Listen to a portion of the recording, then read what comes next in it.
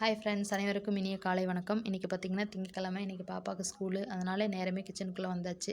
இன்றைக்கி நம்ம கிச்சனில் என்ன சமையல்னு பார்த்திங்கன்னா வெள்ளை சாப்பாடு, அப்புறம் வெஜ்ஜு புலாவ் ரெண்டுமே செய்ய போகிறோம். வெள்ளை சாப்பாடுக்கு பாவக்காய் கிரேவி, வெஜ்ஜு புலாவுக்கு வாழைக்காய் வறுவல். இப்போ பார்த்திங்கன்னா வெள்ளை சாப்பாடு குக்கரில் வச்சு விட்டாச்சு. அதுக்கப்புறம் பார்த்திங்கன்னா வாழைக்காயை க்ளீன் பண்ணி அதையும் கட் பண்ணி வச்சாச்சு.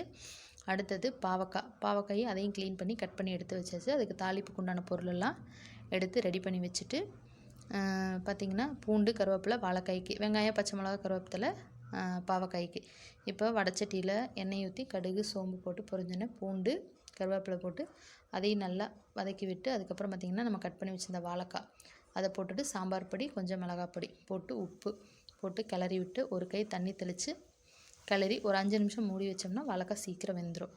அதுக்கப்புறம் பார்த்திங்கன்னா அதை எடுத்து அந்த பக்கம் அடுப்பில் வச்சுட்டு இந்த பக்கம் வடச்சட்டியில் எண்ணெய் ஊற்றி எண்ணெய் சூடானோன்னே கடுகு, வெந்தயம் அது போட்டு பொரிஞ்சதுக்கப்புறம் சின்ன வெங்காயம், பூண்டு, கருவேப்பிலை அதையும் போட்டு நல்லா வதக்கி விட்டு ஒரு 2 தக்காளி அதையும் போட்டு நல்லா வதக்கி விட்டுறணும். வதக்கி விட்டு பார்த்திங்கன்னா அதுலேருந்து கொஞ்சம் கிரேவி மாதிரி தக்காளி நல்லா மசிஞ்சு வந்ததுக்கப்புறமா அதில் மஞ்சத்தூள், மிளகாத்தூள், சாம்பார் தூள் அதையும் போட்டு நல்லா ஒரு கிளறி விட்டுறணும். கிளறி விட்டு ஒரு கை தண்ணி தெளித்து கிளறி விட்டணும். இந்த மாதிரி எண்ணெய் பிரிஞ்சு வந்ததுக்கப்புறமா நம்ம க்ளீன் பண்ணி கட் பண்ணி வச்சுருக்கிற பாவக்காயும் போட்டு அதையும் நல்லா ஒரு கிளறி விட்டுட்டு அப்புறம் பார்த்திங்கன்னா ஒரு தேவையான புளி கரைசல் கொஞ்சமாக விட்டு அளவாக உப்பு போட்டு நம்ம கிரேவிக்கு எவ்வளோ தண்ணி வேணுமோ அந்த அளவுக்கு தண்ணி ஊற்றி கிளறி மூடி வச்சுட்டா அதுவும் டக்குன்னு ரெடி ஆயிரும்.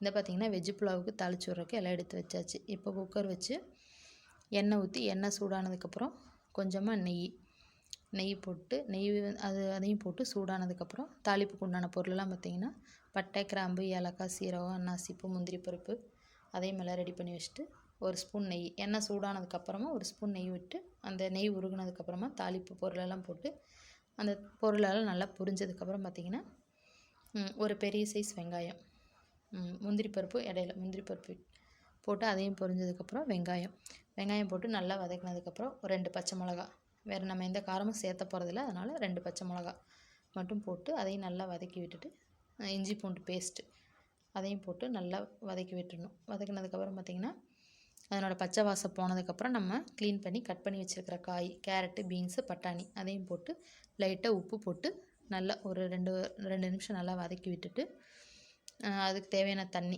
தக்காளியும் போட்டு தக்காளி வதக்கக்கூடாது, போட்டு சும்மா ஒரு கிளறி தண்ணி வச்சுட்டு உப்பு போட்டு 3 விசில் விட்டு எடுத்துடணும்.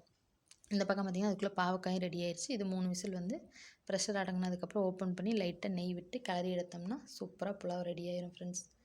ஓகே, இன்றைக்கி நம்ம என்னென்ன சமைச்சிருக்கோம் நம்ம கிச்சனில் அப்படின்னு பார்க்கலாம் வாங்க. பார்த்திங்கன்னா ஃபஸ்ட்டு வெள்ளை சாப்பாடு, அதுக்கப்புறம் பார்த்திங்கன்னா வெஜ்ஜு புலாவ். எங்கள் பாப்பா இன்றைக்கி கேட்டிருந்தாங்க, அதனால் வெஜ்ஜு புலாவ்.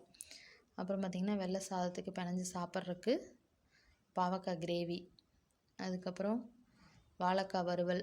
இது சாப்பாட்டுக்கு வெள்ளை சாப்பாட்டுக்கு வச்சுக்கலாம், வெஜ்ஜு புலாவுக்கு வச்சு தொட்டுக்கலாம். வாழைக்காய் வறுவல், அதுக்கப்புறம் பார்த்திங்கன்னா தயிர். அவ்வளோதான் ஃப்ரெண்ட்ஸ், இன்றைக்கி எங்கள் வீட்டில் பிரேக்ஃபாஸ்ட் அண்டு லஞ்ச். ஓகே, நாளைக்கு இன்னொரு வீடியோவில்